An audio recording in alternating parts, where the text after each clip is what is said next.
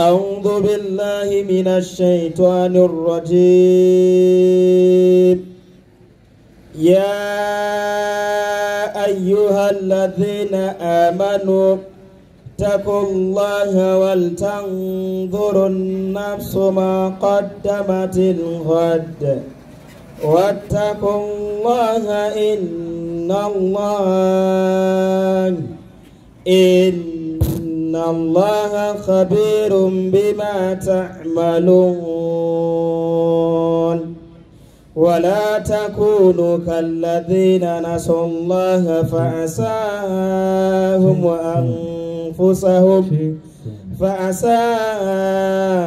وأنفسهم أولئك هم الفاسقون. لا يستوي أصحاب النار وأصحاب الجنة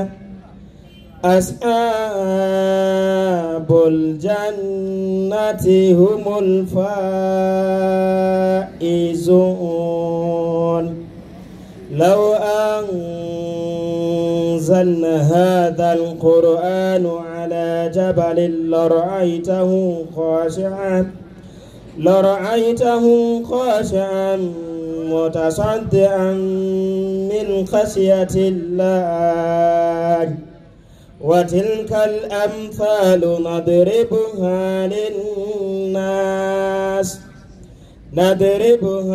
للناس لعلهم يتفكرون. Mwenyekiti, nibaza ko ikigo cy'uno munsi atari kuntu abantu basenga, ariko twege dusenga mu Kirundi amajambo yumvikana abantu bose bumva, apana imboroko z'urimi umuntu atazi bamuteyemo. Abantu mwese mwubaha Imana kandi mukunda umwami Yesu n'ukuri kwa Bibiliya, muce bugufi dusenga Imana. Mana yacu uri mu ijuru, uradukunda cyane, wabitweretse kuba watuzigamye gushika isaha. None ubwo dukoraniye ngaha hantu tuje kubavugira ijambo ryawe kugira ngo abadatahura batahure n'abatahura barushirize. Ngwino bane natwe, utuyoboreshe ubwenge bwawe buvuye kuri wewe, uturinde satani n'impuhwe mbi z'uburyo bwose. Ukuri kwawe kunyengetera mu mitima y'abantu bawe, umugisha, amahoro, umutekano bibane natwe mu izina ry'Umwami wacu Yesu Kristo. Amina. Ko niko dusenga, ibintu byumvikana umuntu wese yumva, apana imboroko udashobora gusubiramwo bagufatishije ku mutwe kubera atari ururimi rwawe. Umwarimu wacu Shahanganji ashoboye kuba kwegera ngaha adutangurira ikigwa inshallah.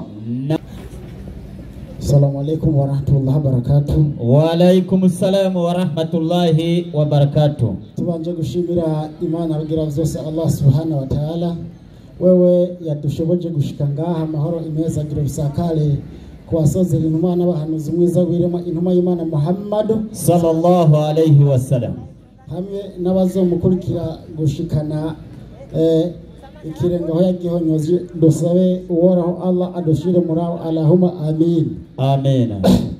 Magaze ngaha kandi magaze ngaha ngewe cyane, ndagewe n'amajambo umuhagarikiza banje gushikiriza avuga ati mwumvirize aba bagabo basenga canke bavuga amajambo mudashobora no kumva ururimi rutamenyekana. None ikosa urishire kuba ruvuga canke ikosa ni kuri wewe utaruzi? Mwumva ikosa ryoja kurinde kutaruzi. Nico gituma Imana yavuze aya majambo yabwira Yeremiya 5:15. Yeremiya 5:15. Safi. Inyandiko igira iti safi. Bumvirize neza. Ego. Ngira mbazanire ihanga rivuye kure. Imana yabwiye Yeremiya ati ngira mbazanire ihanga rivuye kure. Yemwe ab'inzu ya Isirayeli. Ni jewe uhoraho mbivuze. mbivuze. Ni ihanga rihambaye. Ati ryo ni ihanga rihambaye. Ni ihanga ryamyeho kera. Ni ihanga ryamyeho kuva kera, kuva kuri sokuruza wacu Aburahamu. Ni ihanga rivuga ururimi mutazi. Ni ihanga rivuga ururimi mutagize iki? Mutazi. Mutoshobora no kumva icyo ruvuga. Ati urwo rurimi ntimwashobora no kumva icyo rugize iki? Ruvuga. Ucushira ikosa kuba ruvuga. Ikosa niwe utize ngo urumenye. Kweli. Pawulo cyongera avuga amajambo akomeye cyane 14 umurongo wa 2 kuri no wa mbere umviriza amajambo Pawulo nawe yavuze Abikorino ba mbere safi 12 umurongo wa 4 na wa 14 kabiri naam inyandiko igira iti safi uvuga ururimi rutamenyekana ati uvuga ururimi rutamenyekana nk'uko shehe wanje Amidu yavuze sabanta barira yabarira wewe ariko abarira Imana uwo ngo yabarira iki Imana uwo ngo yabarira iki Imana aga warozi ngo ni wowe uri karabarira yabarira Imana turekere no kubigira bifu umwana wa baba takbir Allahu akbar ahubwo reka tuje kucigwa nezina kweli icigwa kiravuga kiti Biblia igizwe n'ibitabo bingahe byavuye he byanditswe nande irakwiye cyangwa iyihari iburamwo nico cigwa kiri ngaha tureke ivy'indimi sinzi wosanga twageze kure iyo tuvuze rero Biblia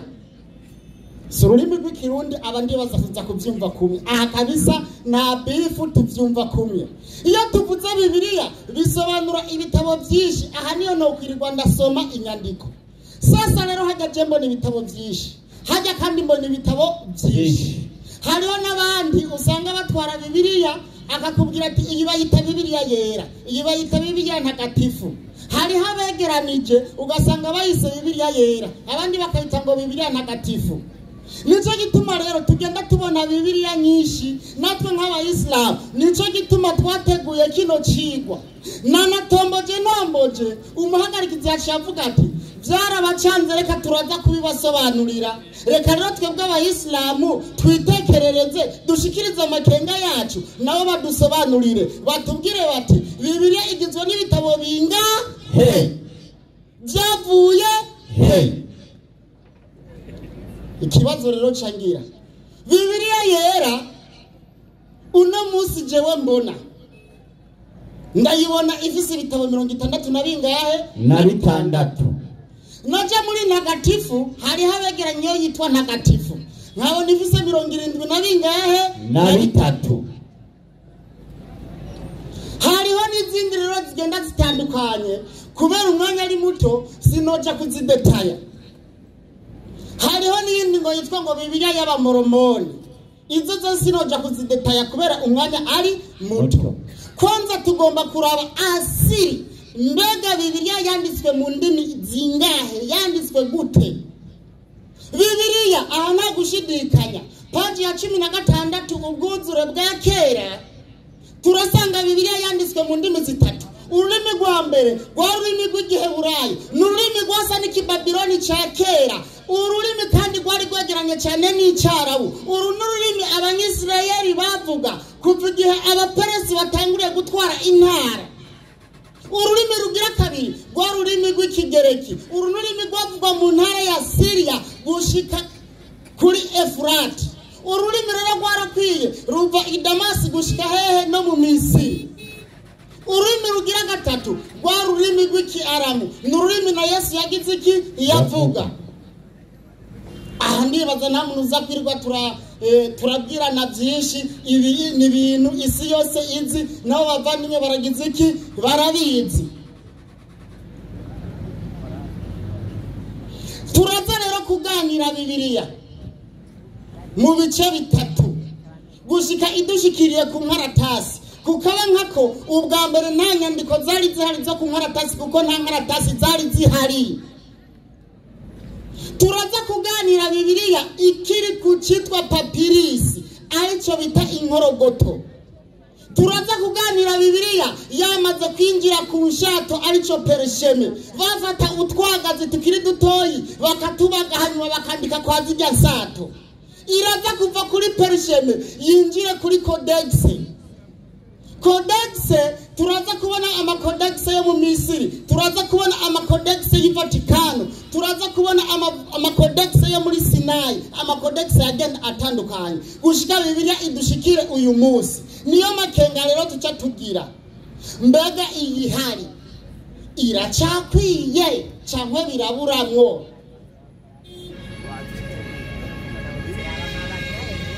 umwarimu agenda nkurikira uko ndiko ndagenda kuko ukabona utankurikiye uza gusanga wamaze kugira iki wamaze kuzimira paje ya 17 ubwuzure bushasha. Ubwuzure bushasha Hera kuri nimero 1. sawa kabisa. Safi. Nimero yagira hati Naam. Bibiliya y'Abayahudi Ati Bibiliya y'Abayahudi yanditswe mu Giheburayo. yanditswe mu Giheburayo. Ndetse bimwe ivyo mu Kiaramo bimwe baravyandika no mu rurimi rw'Ikiaramo ariko rurimi Yesu yavuga. ababa mu Misiri barayihinduye mu Kigereki. Iyo barayihinduye bayizana mu rurimi rw'Ikigereki. Barahava bongera ko ibindi bitabo. Tobiti Yudita Abamakabe ubwitonzi ubongera ku bwitonzi bwa Salomo. vyongeye baheraheza ibitabo vya Esteri, Daniyeli, Baruki na Siraside nivyo vyitwa. Ati mu Kigiriki ivyo bitabo baheraheje nivyo vyitwa ibitabo vy'urutonde rwa kabiri arivyo bita Deuterocanonique mu rurimi rw'Ikigereki. Kweli kabisa. Ekleziya rero nayo ikitunganya ibitabo 73 arivyo mu rurimi rw'Ikigereki twita kanone. Nico gituma nakubwira ati uze kunkurikira uze gusanga n'aya majambo kumbure yagucanze ufate kanone uze kuyitereka muri Deuterocanonique uze gusanga vyagucanze. Hariho Bibiliya rero y'Ikigereki iyo yanditswe nabo twitwa ba 70 aho nyene kabiri agira ati safi. Uko niko Bibiliya y'Ikigiriki ati uko niko Bibiliya y'Ikigiriki yazerutse ikitwa kandi Bibiliya y'aba 70 kubera ko nkuko abakera babivuze abahinga 70 bari barayanditse. Abahinga 70 nabo ngo bari baragize iki barayanditse Bibiliya y'Ikigereki. Uze kunkurikira ubandanye nkurikira uko ndiko ndagenda. Inyuma yaho na mu protestante yari bwaboneke kuri iyi si. Icanita umuvyeyi yaramaze gutunganya Bibiliya za mbere. Na mu protestante arakaboneka kuri iyi si. Mbega bamaze kuboneka nabo vyagenze gute aho nyene kane yagira hati safi. Abaprotestani nukuvuga bahakanye inyigisho za wa muvyeyi. Abadivantiste nabo kugira ngo batandukanye bitandukanye n'Abakatolika kugira bitandukanye na wa muvyeyi bahora basonera gusa iby'Abayahudi. Nico gituma muri Bibiliya yabo habuzemwo ibitabo bitanu twavuze na bimwe nivyo mu bindi bine. Ati na bimwe mu byo mu bindi bine ni bitanu gushaka ivyo bindi bine gute. Hariho bya bindi ndwi n'ibindi bibiri byagiye guherahezwa ariyo Daniyeli na Esteri bigaca bikwira 9 biburamo. Nico gituma ikibazo caje kibaza kiti mbega iyi hari irakwiye cyangwa iraburamwo. Nico gituma twagize amakenga kubera hamwe dusanga umenga birarenga handi ugasanga umenga ni byinshi ahandi bikeye ca tugira amakenga mbega iyi hari irakwiye cyane iraburamwo.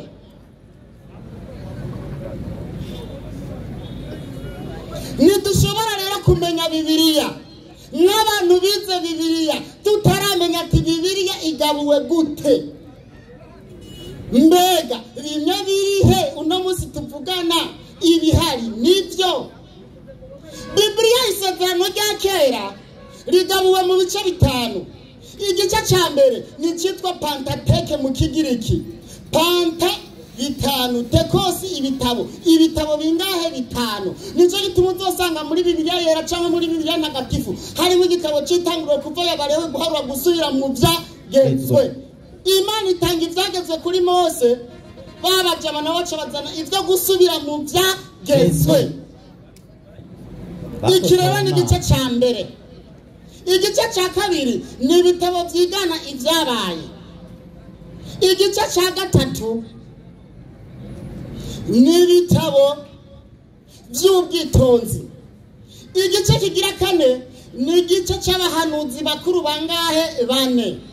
Aho ni Yesaya, Yeremiya, hakaza Daniyeli, Ezekiyeli no gucura intimba. Ibyo bitabo bitanu nivyo abahanuzi bane bakomakomeye. Haca haza abahanuzi 12 bato bato, sinirwa ndabadondagura kubera umwanya ari muto ari mutoyi.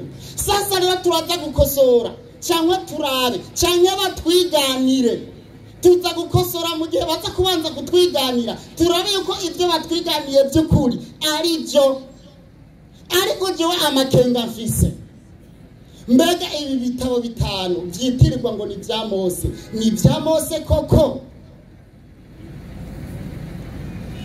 Iyo tuvuze Pentateuque turaza gusanga hariho abayitunganije. Mbega abo bayitunganije bari bande? Aho nyene mwarimu paji ya 14. Paje ya 14. Safi. Hagira hati. Safi.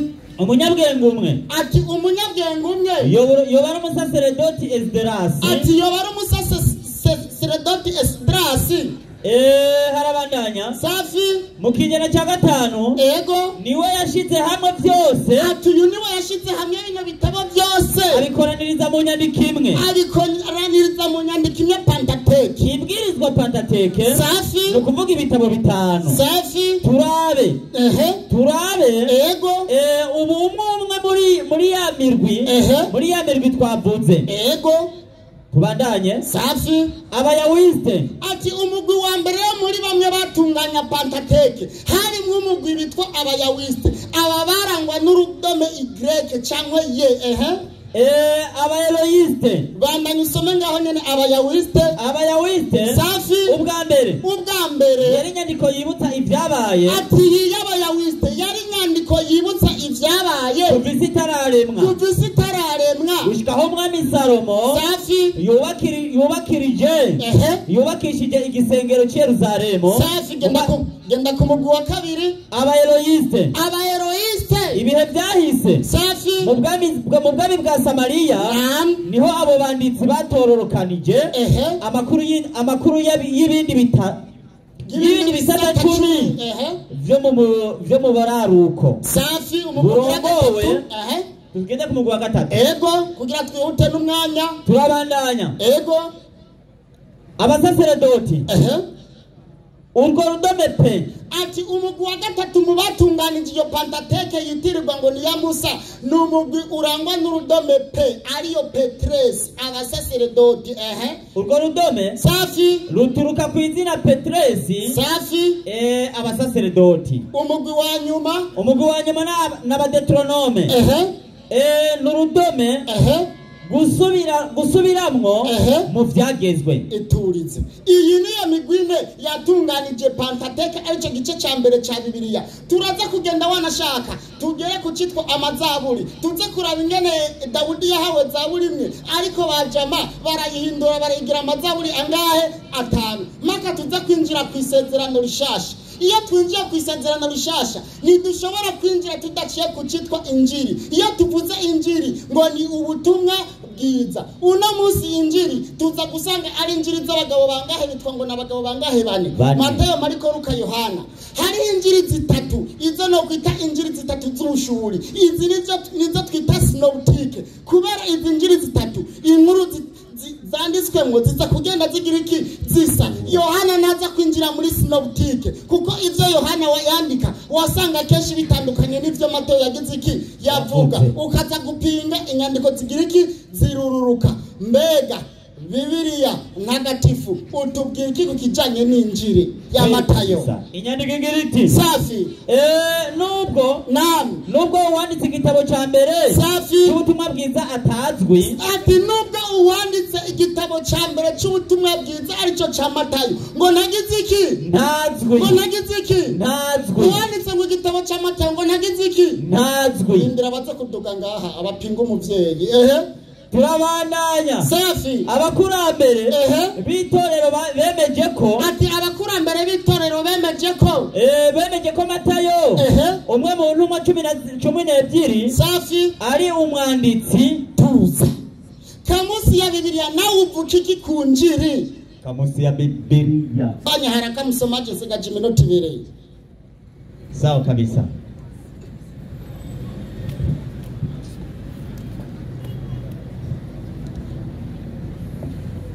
Okay. Bawe barakuzingurira no ku makete ya Paulo paja 35. Sawa kabisa. Bushasha. Okay. Fanya haraka. Hagira hati Safi. Hatuna uhakika Ati twebwe, ati nakuri dufise kuhusu wakati na jinsi ati nakuri dufise mu gihe cyanye uko ambavyo injili ine ziliandikwa. ati nakuri dufise cyangwe nituzi uko injili zine zagize iki Zanditswe. abo nabanditse kamusi ya Bibiliya nibazi uko injili zine zagize iki Zanditswe. aba nibo baza kubitubwira. Mbega tugere ku makete ya Paulo, mbega makete ya Paulo byifashe gute? Paji 35 ubwuzure bushasha. Paji ya 35. Safi. Hagira hati Naam. hari amabaruwa 18 Ati hari amabaruwa 18 abakristo ba kera abakristo ba kera bavuga ko yuko yanditswe n'umutumwa Paulo. Paulo. Ubu rero ivyiyumviro vyarahindutse. Ivyiyumviro by'abacama ngo byarahindutse. Muri ayo mabaruwa amwe ati muri ayo mabaruwa amwe ni ayiwe. ati muri ayo mabaruwa amwe nayiwe kubera ivyiyumviro ngo byahindutse. Mugabo ati mugabo ayandi kumbure yanditswe n'abigishwa biwe. ati yanditswe n'abigishwa ba Paulo bashoboye kuvanga ivyiyumviro vy'umutumwa. ati bashobora kuvanga ivyiyumviro by'umutumwa n'utujambo twabo. ati n'utujambo twabo. Nico gituma mu makete ya Paulo uza gusanga mu tunenge twishi ukavuga ati natunenge twishi turimwo ubwuzuye bushasha nyene. Paji ya 153 mu makete nyene ya Paulo yandikiye abakorino. Paji ya 153. Safi. Kuva kera twasiguranye amabaruwa 2. ati twasigaranye amabaruwa 2 Paulo yandikiye abakoreni. Twasigaranye amabaruwa 2 Paulo yandikiye abikorino. Safi. Mugabo tubona yuko hari ayandi yazimiye. ati tubona yuko mu mabaruwa Paulo yandikiye abakorino twasigaranye 2 ariko tubona yuko hari ayandi yagize iki yazimiye. Ati uko Paulo yari yanditse amakete agize amwe agira iki arazimira ariko muri Bibiliya dufisa ngahe 2. Kumbure. Safi. Kumbure. Ego. Vyabaye gutyo. Ati kumbure vyabaye bityo. Ibaruwa rya mbere. Soma Abikorino ba mbere 5:9. Ati soma Abikorino ba mbere 5:9. Ryaratakaye. Ati ibaruwa Paulo yandikiye abakoreni ryagize iki? Ryaratakaye. Zana amajambo. Ibaruwa rya kabiri. Niryo gitwa irya mbere. Ibaruwa rya kabiri tubona niryo gitwa irya mbere muri Bibiliya. Zana amajambo. Niyo Paulo aringaniza. Ati niyo Paulo aringaniza ingorane zimwe. Ego. Zo mu bakristo. Ego. Ibaruwa rya gatatu. Nigitwa irihambaye. Iryo naryo ryarazimiye. Soma Abikorino ba kabiri. Ihagararire. Umwanya banyeretse yuko urangiye. Reka nta ngorane, ayo niyo makenga twebwe abayisilamu dufise. Ko babizi baravuza babidusigurire tubitahure nibaze ko ngahatagwa nkuruza kubamwe. Umuntu atazi baramusigurira si bya Islam. Kweli. Ariko je nashikirije amakenga yiwacu. Assalamu alaykum wa rahmatullahi wa barakatuh. Wa alaykum assalam wa rahmatullahi wa barakatuh. Takbir. Allahu akbar. Umwarimu wa mbere mu ruhande rw'abayisilamu arahejeje iminota yiwe 20. Mwenyekiti